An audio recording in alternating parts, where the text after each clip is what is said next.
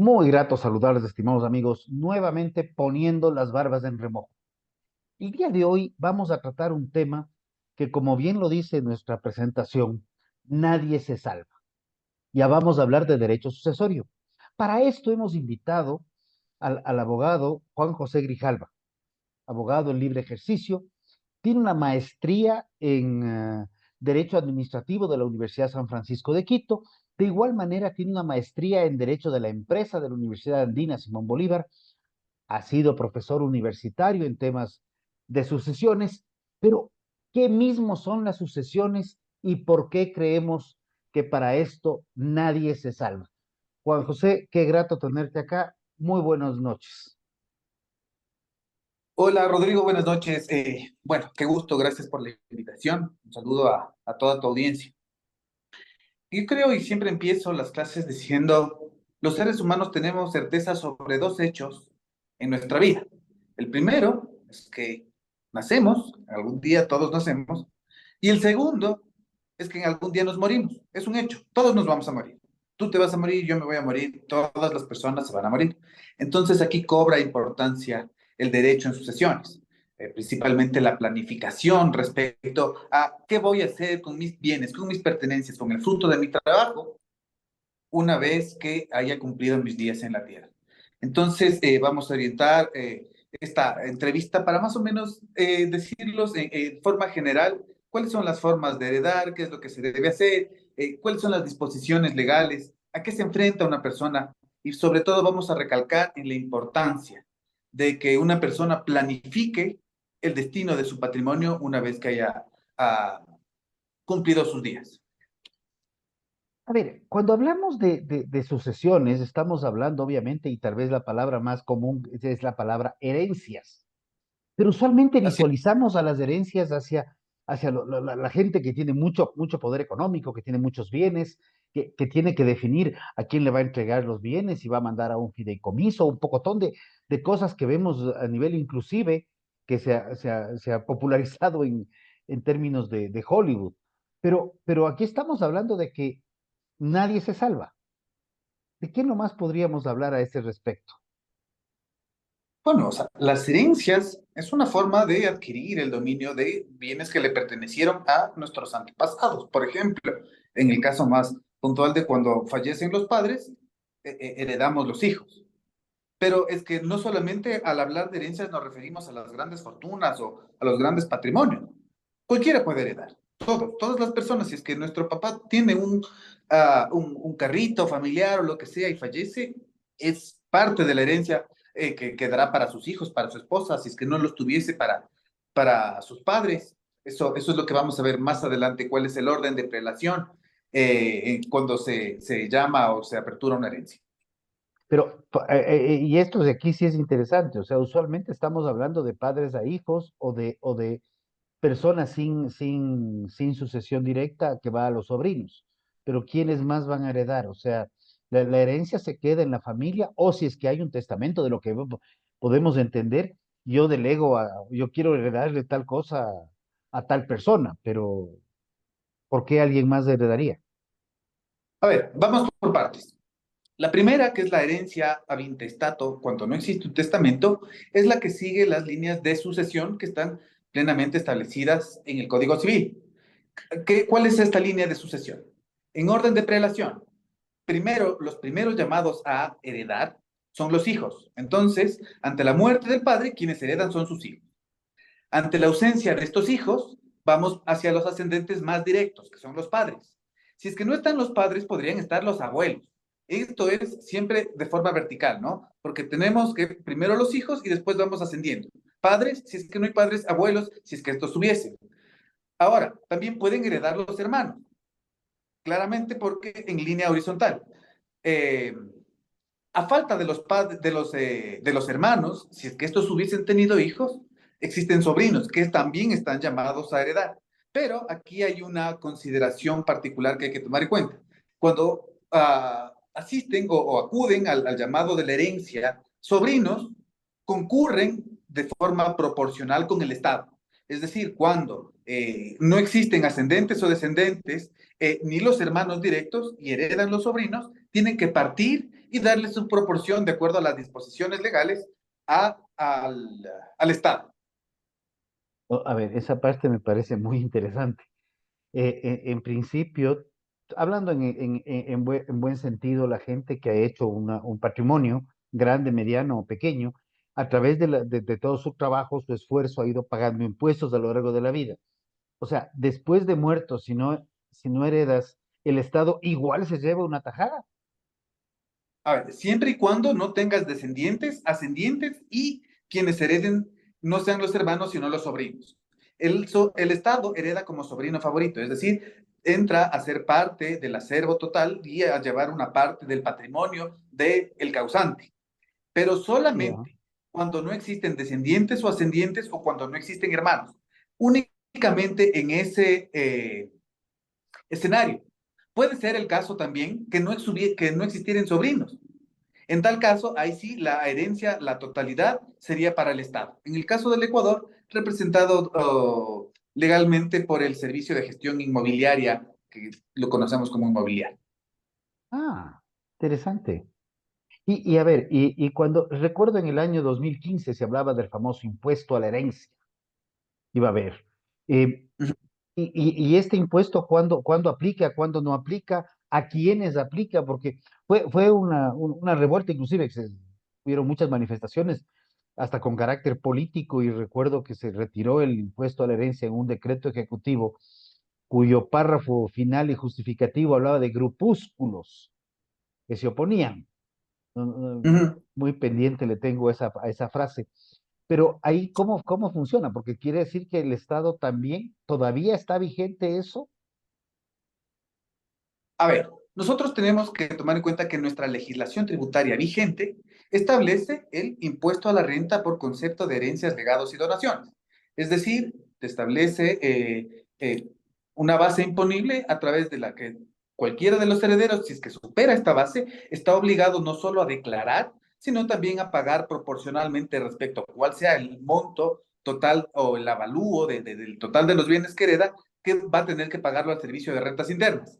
Esta declaración y pago de los tributos por concepto de herencias, legados y donaciones es un documento habilitante para transferir el dominio o recibir los dineros en efectivo que aparezcan en instituciones financieras, por ejemplo. Es decir, ninguna entidad puede transferir el dominio, entiendas el registro de la propiedad no podría registrar una escritura de transferencia de dominio cuando hay una herencia de por medio, si es que no se apareja la escritura, la declaración y pago del impuesto a la renta por este concepto. Pero aquí hay que tener claro algo. No todos pagan. Existe una base imponible. Desconozco, no sabría decirte cuál es el valor total, pero más o menos, digamos que está por los 87, 88 mil dólares, que es la base imponible a partir de la cual empiezas a pagar progresivamente el impuesto a la renta por herencias, legados y donaciones. Este impuesto se fija por heredero, o sea, no por herencia. Es decir, si es que tú tienes una herencia de 150 mil dólares entre dos hermanos, como a cada hermano le corresponde el 50-50%, 75 mil dólares a cada uno, no estarían obligados a pagar el impuesto a la herencia, sino únicamente a hacer la declaración. Ah, ya. O Entonces, sea, no es que todo el mundo tiene que pagar siempre y cuando el total de esa herencia calculado individualmente por cada uno de los herederos supere la base imponible establecida para cada ejercicio fiscal. Este monto se calcula con base en los salarios básicos significados del periodo fiscal que se encuentra decurriendo. Entonces, por ejemplo, si es que hoy estamos en $460, esa es la base de cálculo de las fracciones básicas desgravadas para pagar este impuesto a la renta. Entonces, repito, puede ser que todo el mundo esté obligado a declarar el impuesto, pero no a pagarlo. Se pagará en tanto y en cuanto se supere esta base imponible individualmente. ahí sí dependeríamos del número de herederos para ver cómo se divide y cuánto quedaría a cada uno de los herederos. Y sobre eso se iría tomando las resoluciones de que si tiene o no tiene que pagar. Y obviamente creo que esto es un dato importante. Si es que no se declara y obviamente si corresponde no se paga, no se pueden inscribir los bienes heredados. Creo que este es No se puede un mensaje transferir para el todos. dominio.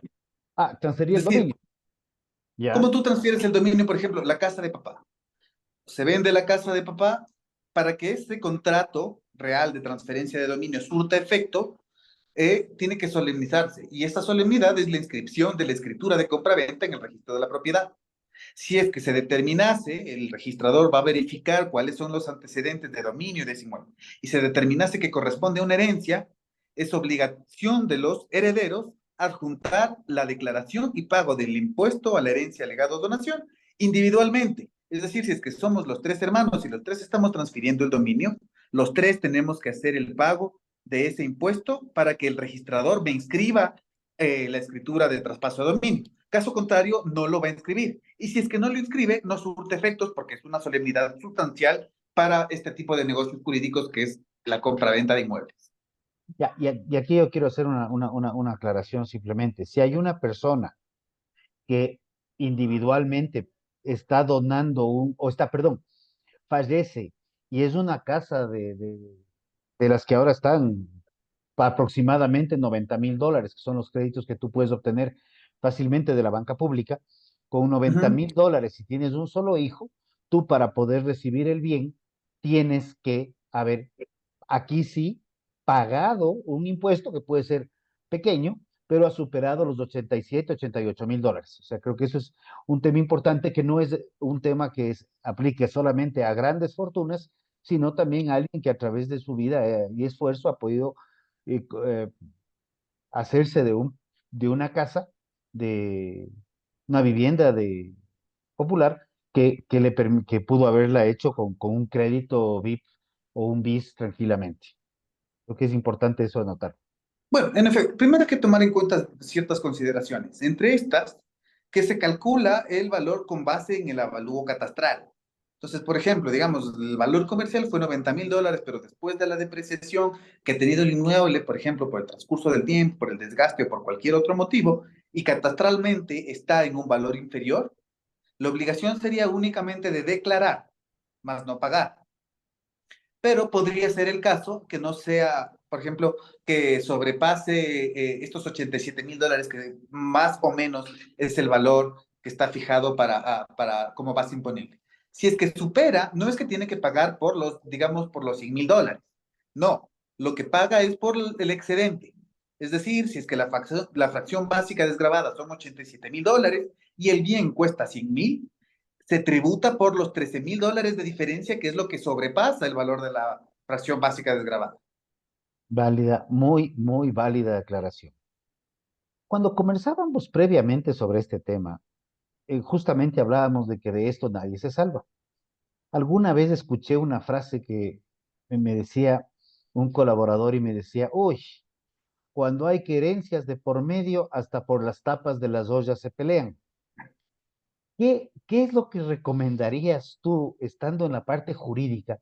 Porque alguien a lo largo de la vida, aunque sea algo hizo, y, y, y- cómo lo distribuye, si tiene hijos, si no tiene hijos, eh, no está previsto, digamos, o sea, dentro de la ley natural, como que todos pensamos que los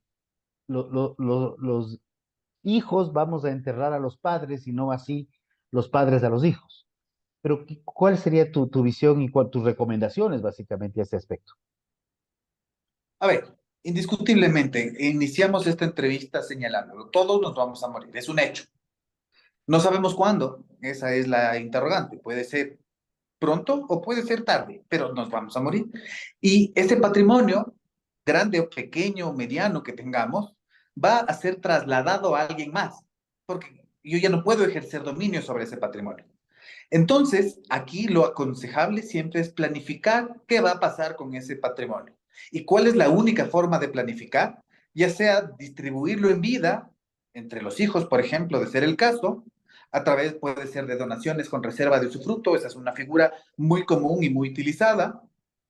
La otra es ya transferir el dominio a través de cualquier tipo de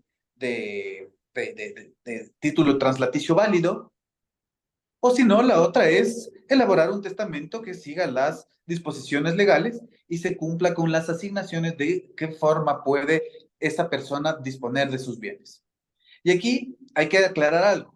El hecho de que tú hagas un testamento, eso no quiere decir que tú puedas hacer y deshacer con tus bienes lo que bien quieras. Existen unas reglas para la sucesión testada que se deben respetar.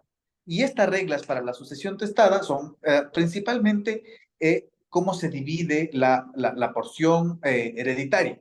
Entonces, vamos a dividir el patrimonio del causante, de la persona fallecida, en cuatro y se lo distribuye de esta forma. La primera cuarta es para el cónyuge sobreviviente.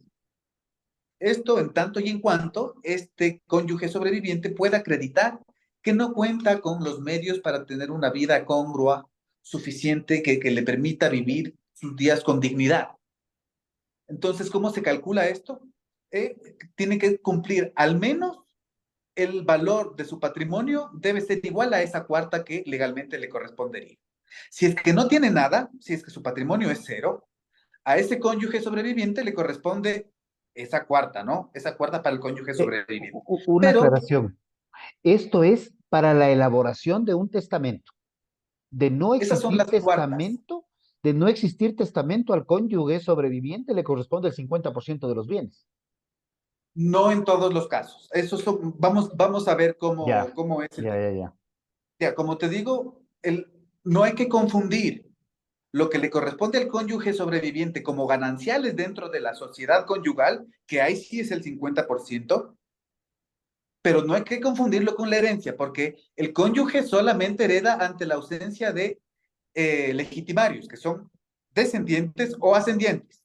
Solamente en ese caso, el cónyuge sobreviviente heredaría la mitad de los bienes, pero no es el caso. Entonces, vamos por las cuartas. Estábamos en la primera, ¿no es cierto? La primera es que si es que el cónyuge sobreviviente no tuviese ningún tipo de bien, no su patrimonio fuera igual a cero, le corresponde la cuarta parte del total de la herencia. Pero si es que, por ejemplo, no tuviera esa cuarta parte, pero tuviera la mitad, digamos, de una herencia de 100.000, tuviese 12.500. Como la cuarta parte es 25.000, la herencia le debe 12.500 que sería para eh, completar esa cuarta de la porción conyugal que obligatoriamente por disposición legal tienes que completarle. Ese es un caso. Así podemos ir viendo con los patrimonios. Después tienes otra cuarta, la cuarta que es de los legitimarios, es decir, los, esta cuarta tienes que asignar forzosamente, ya sea a tus descendientes, si es que los tienes, hijos, o a los padres, o a los abuelos, si es que no hubiese. Entonces, esto tiene que ir únicamente a los legitimarios. Esa cuarta no puedes asignarle a nadie más que los legitimarios. Descendientes en primer lugar y ascendientes si es que no los hubiese. A los hermanos no son legitimarios. Entonces, porque la línea es horizontal y no vertical. Entonces, siempre la cuarta está a legitimarios. Vamos, entonces tendrías de esta herencia de 100.000, estos 25.000 necesariamente tienen que distribuirse entre los legitimarios. Es regla, es disposición legal. Cualquier disposición testamentaria que contravenga esta regla es nula. Entonces tiene que el juez declarar la nulidad de esa parte de la asignación. Hemos agotado la segunda, cuarta. Nos vamos a la tercera, que es la cuarta de mejoras. ¿Qué haces con esta cuarta? Del cuarto de este cuarto de la herencia que tienes para disponer, puedes mejorar la situación de cualquiera de los, um, legatarios. Es decir, si es que tú estás de los legatarios en línea directa, ¿no? Si es que, por ejemplo, tú tienes dos hijos y el uno te prestó mejores servicios o simplemente tenías mayor afinidad o querías, de cierta forma, ves que es más vulnerable y que necesita más de tu ayuda, tú tranquilamente con esa cuarta le puedes mejorar la herencia, pero solamente a los legitimarios. No puedes mejorar la herencia a terceros ni distribuirlo libremente. Esa cuarta de mejoras solamente puede ser distribuida para los legitimarios. Si es que no hubiese disposición en contrario, esa cuarta se divide para el número de herederos en partes iguales. Entonces, los $25.000 que le correspondían a esa cuarta de mejoras podrían asignarse, por ejemplo, 20.000 para mi hijo que es menor de edad, que todavía tiene su carrera por delante, y 5.000 para el que ya se graduó, por ejemplo. Con eso yo puedo disponer libremente, pero solamente para los legitimarios. Con eso agotamos la tercera, cuarta, y vamos a la final, que es la que todo el mundo habla, que es la cuarta de libre disposición. Con esta cuarta de libre disposición, yo puedo hacer lo que bien me plazca. Puedo heredarle al vecino, al primo, al tío, al amigo, o de cierta forma puedo mejorar aún la situación de otro de los herederos. Yo puedo disponer libremente de esta cuarta. Con estos $25,000, yo veo si le dejo al vecino, o veo si es que le dejo incluso a mi hijo, al que ya le dejé la cuarta de mejora. Eso lo dispongo libremente. Podría dejarlo a la caridad si quiere. Entonces, esas son las cuatro cuartas que la ley incluso te dispone de la forma en la que debes disponer de tu patrimonio después de tus días. O sea, en términos prácticos, hasta para poder decidir sobre tus bienes, el Estado va a meter pico diciéndote cómo hacerlo y cómo no hacerlo.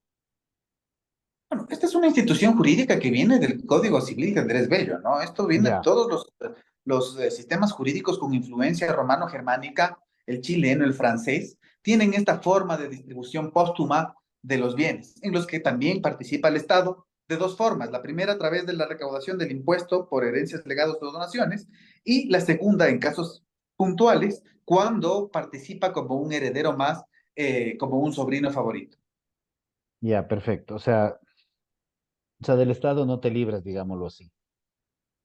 A Entonces, menos, por ejemplo, si es que tu patrimonio no supera los $87,000 que hemos puesto como la base más o menos, ahí sí te libraste y eres o, heredero directo $87,000 por heredero en por este heredero. caso. Creo que eso hay que recalcarlo muy fuertemente. O sea, si hablamos de 10 herederos y hay un patrimonio de $800,000, probablemente nadie tribute, aunque sí Exacto, declara.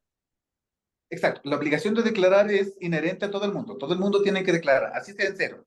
Es decir, mi padre no tenía nada, era más pelado que nadie, pero tengo que presentar la declaración y el pago de impuestos de ser el caso, para poder disponer de los bienes del causante. Y el caso de los, perdón, aquí sí me abrió una puerta a la memoria. El caso de los fideicomisos, por ejemplo. Fulano de tal abre un fideicomiso porque tiene una plata y dice, este fideicomiso va a operar de tal manera con mi buen patrimonio y buen capital, dándoles educación a mis hijos, a mis nietos y a mis bisnietos, porque tenía la plata para hacerlo. ¿Qué pasa ahí? ¿También se cumplen estas reglas o eso ya plantea otro esquema? A ver, tenemos que saber y entender cuál es la figura del fideicomiso como tal. El fideicomiso es un patrimonio autónomo de la persona. Si es que yo configuro o conformo un fideicomiso al que le doy instrucciones a la fiduciaria para que administre ese fideicomiso, la fiduciaria es un tercero dedicado a esto, cuya actividad económica, cuya actividad estatutaria es la administración de fondos fiduciarios, yo le doy las instrucciones de qué es lo que se hará.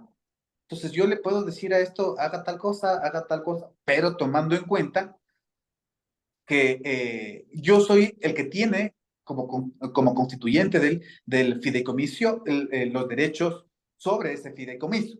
Entonces va a depender mucho de que se establezca en el contrato. Pero Pero, por ejemplo, ante mi post-mortem. muerte, si es que yo creo un fideicomiso y yo soy el beneficiario de ese fideicomiso, los derechos que a mí me pertenecían como constituyente y como beneficiario de ese fideicomiso tendrá que ser redistribuido entre mis herederos. Los derechos sobre el fideicomiso. Habrá que ver en cada caso puntual cómo se lo constituyó y cuáles fueron las instrucciones que se le dieron al administrador fiduciario. Ya, y ese fideicomiso, claro, no necesariamente va a cumplir con lo determinado en las normas de testamentos. Probablemente no. Y Ah, te digo, esto es por regla general, el fideicomiso es un patrimonio independiente, autónomo de la persona que lo constituye. Y tú le das un determinado encargo a la fiduciaria para que se cumpla a lo largo del tiempo y la fiduciaria lo que tiene que hacer es cumplir este encargo. Y por eso te cobra un valor por administración de ese fideicomiso.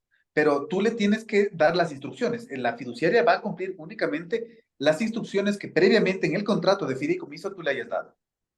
ya, ok. No, esto me vino justamente cuando hice la referencia de los $800,000.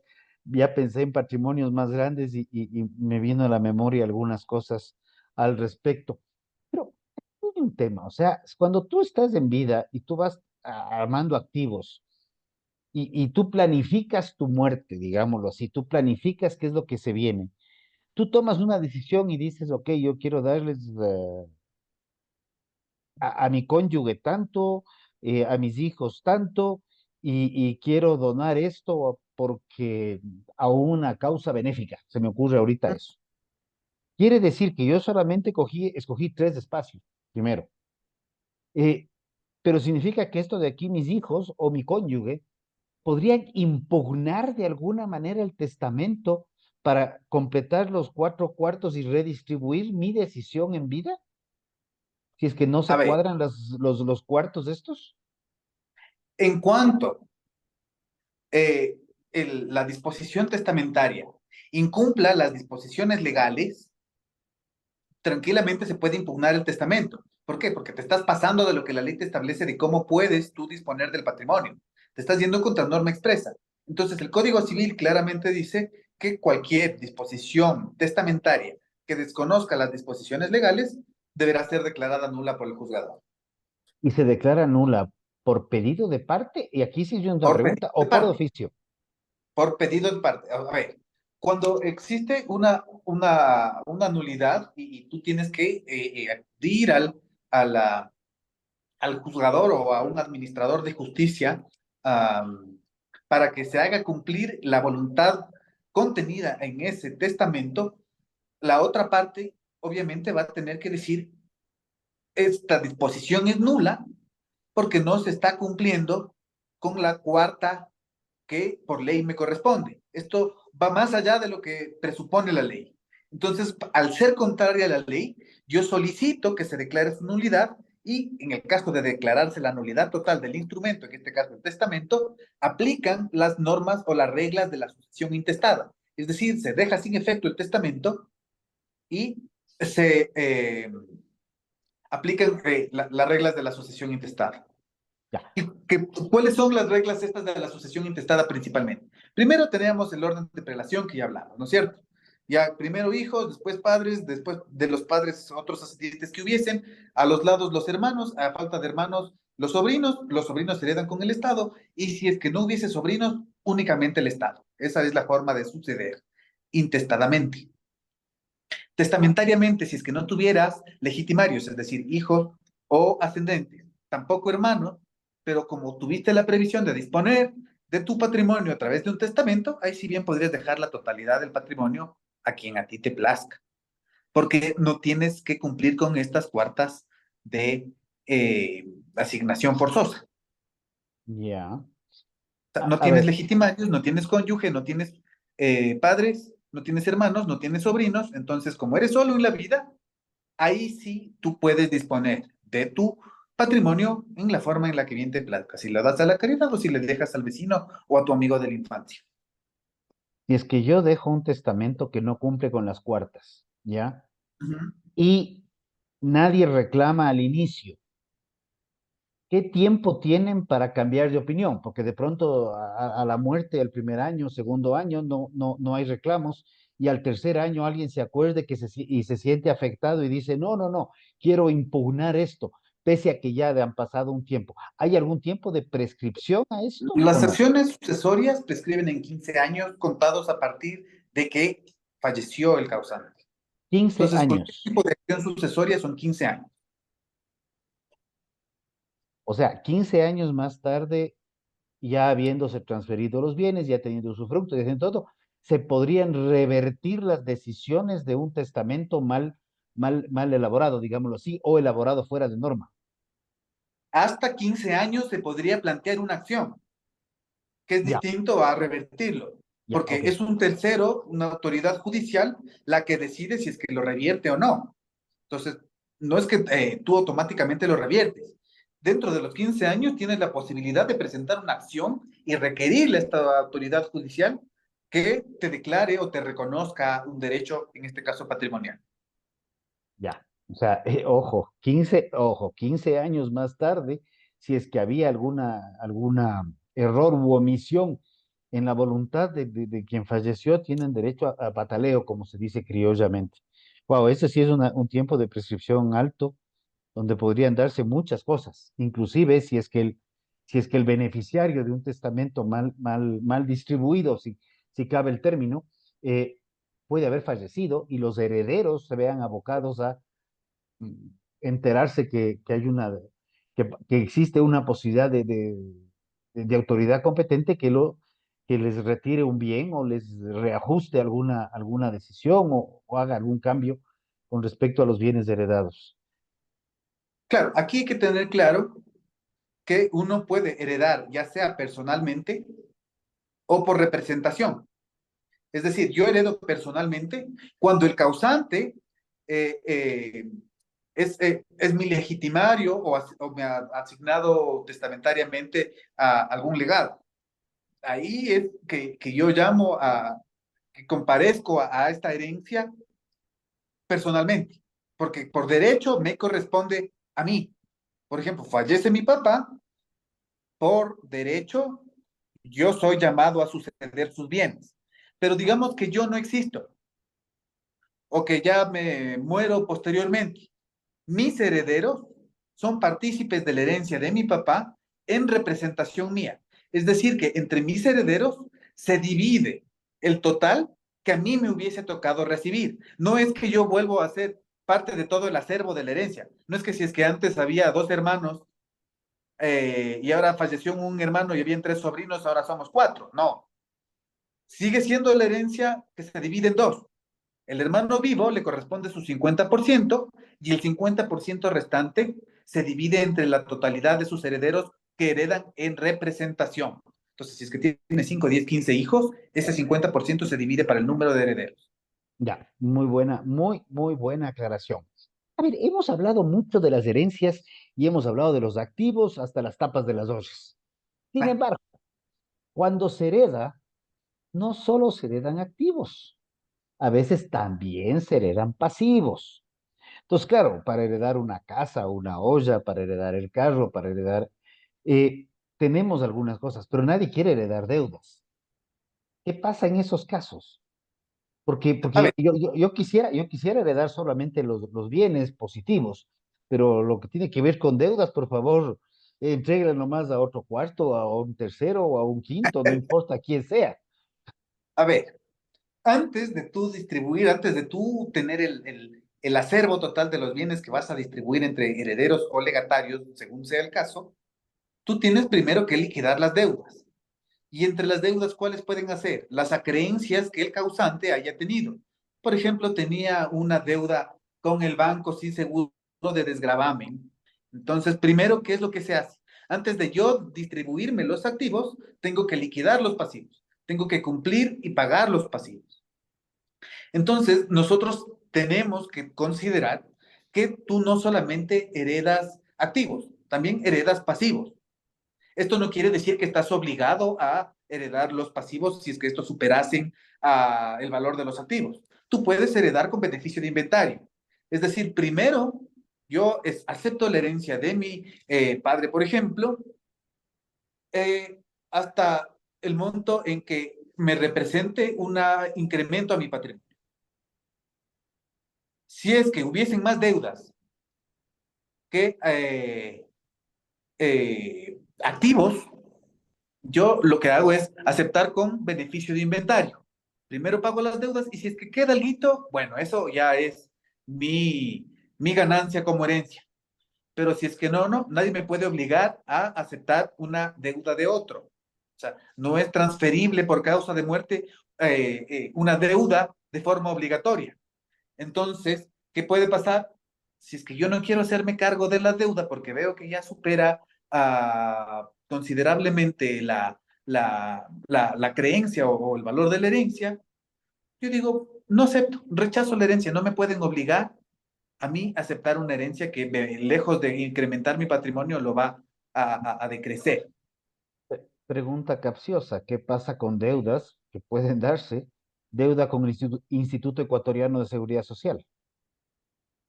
A ver, independientemente de con quién tú sea que tengas la deuda, tú tienes un sistema o un mecanismo de prelación de créditos en los que priorizas a tus acreedores de acuerdo a lo que te establece la ley.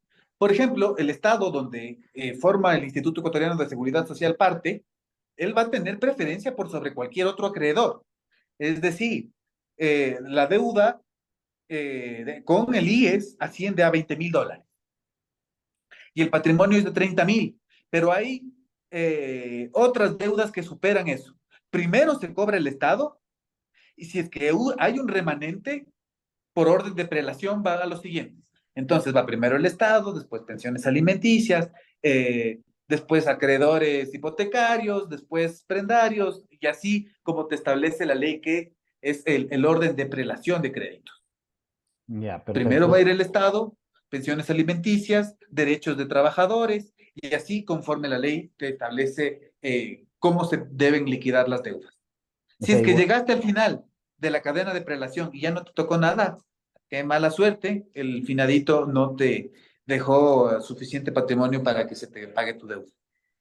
igual que en el casino, la casa siempre gana. O sea, el Estado en este caso. Claro, claro.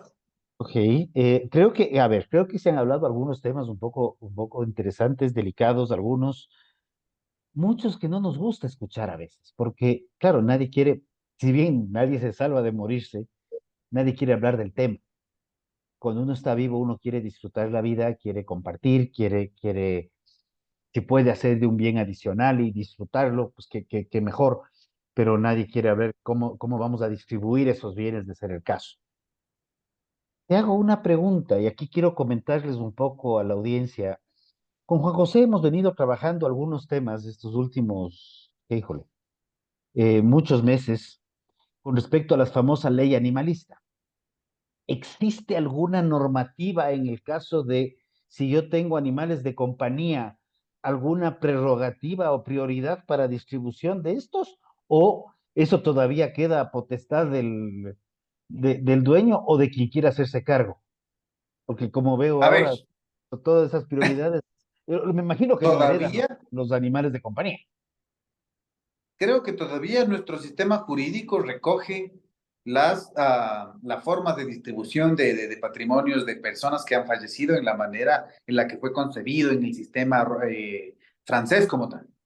Ya. Todavía, y lo digo todavía porque no me llamaría la atención que más adelante busquen estos grupos tan radicales que no solamente ya se le reconozca al animal ya no como un objeto de derecho, sino como sujeto de derecho, y en tal virtud, al ser ya sujeto de derechos, parte de una familia y que su responsable ya no es responsable ni tenedor, sino su tutor probablemente y vayan a querer que sea el animal de compañía quien esté llamado a suceder.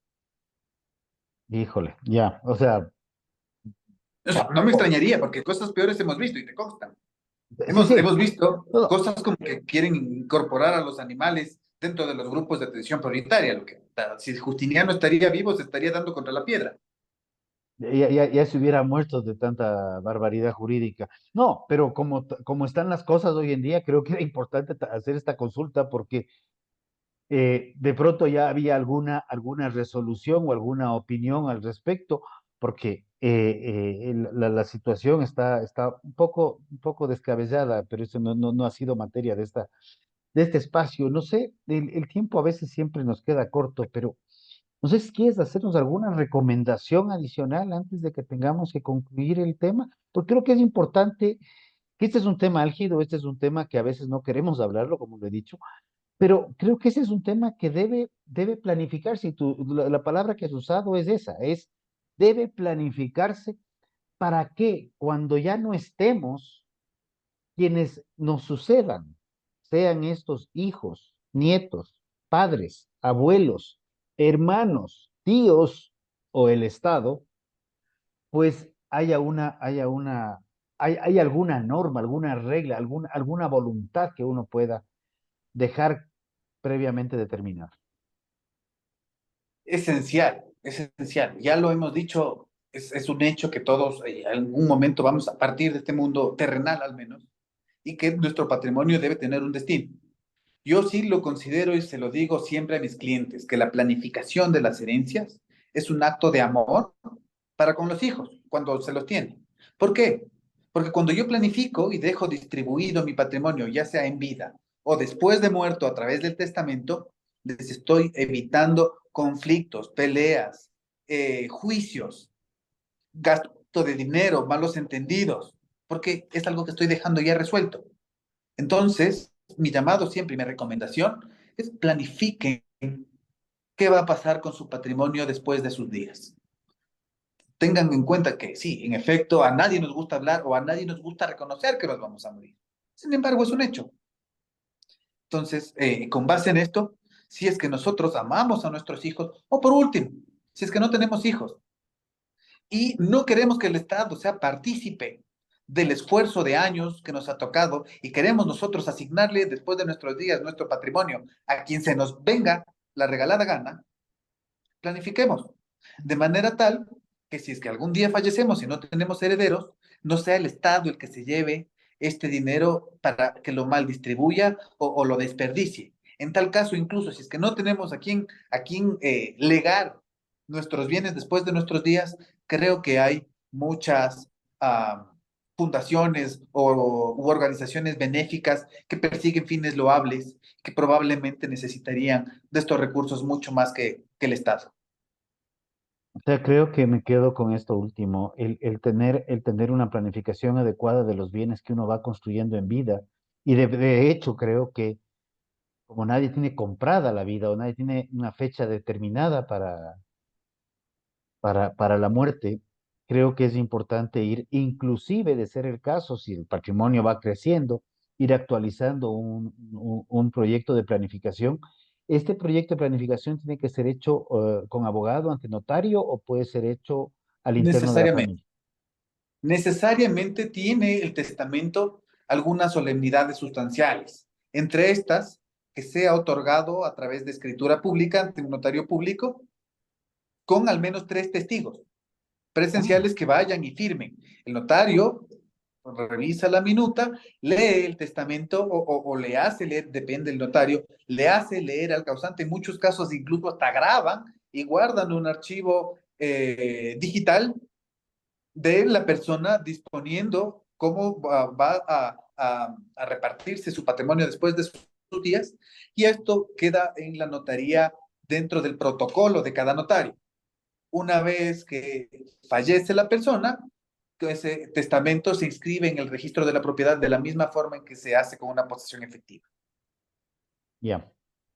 Entonces, Creo que tienes que esta, cumplir estas solemnidades. La solemnidad de otorgar el testamento ante notario público es indispensable. Si es que no lo fuese, hay excepciones en el Código Civil para casos puntuales, por ejemplo, para antes que no había la tecnología y todos estos temas, para los marineros y personas que estaban en la guerra, hay excepciones ante quien se puede otorgar testamento.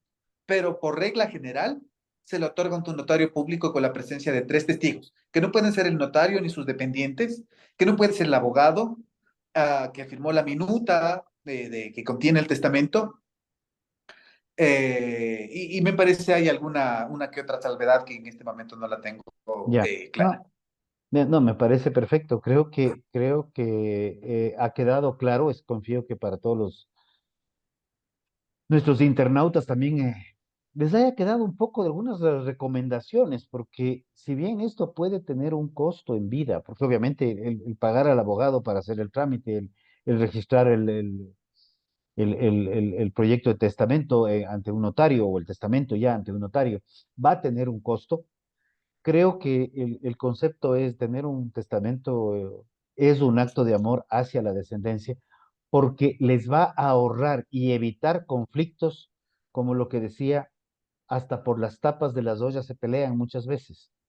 Tal cual. Y hay algo más que las tapas de las ollas, preveamos un futuro de paz, porque creo que si venimos a este mundo es para disfrutar la vida, para compartir con los seres queridos, para compartir con los seres cercanos y poder dejar tranquilidad a pesar de un momento duro que es la muerte.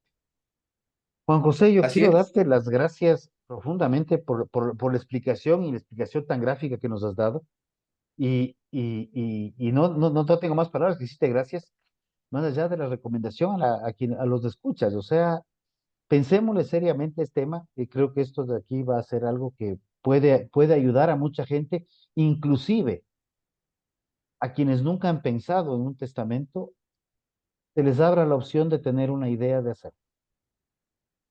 Así es, así es. Más bien, gracias a ti, Rodrigo, por el espacio. Siempre, siempre es grato compartir contigo estas ideas de ida y vuelta, porque muchas veces uno da por hecho que sabe las cosas y no es sino cuando alguien con esta genuina y legítima curiosidad pregunta que te revuelven ciertas cosas y al menos te obliga ese rato a irte a revisar o ver cómo va la cosa para poder asesorar mejor a la gente. Te agradezco muchísimo. Muchísimas gracias a todos los internautas que nos han estado siguiendo en esta entrevista.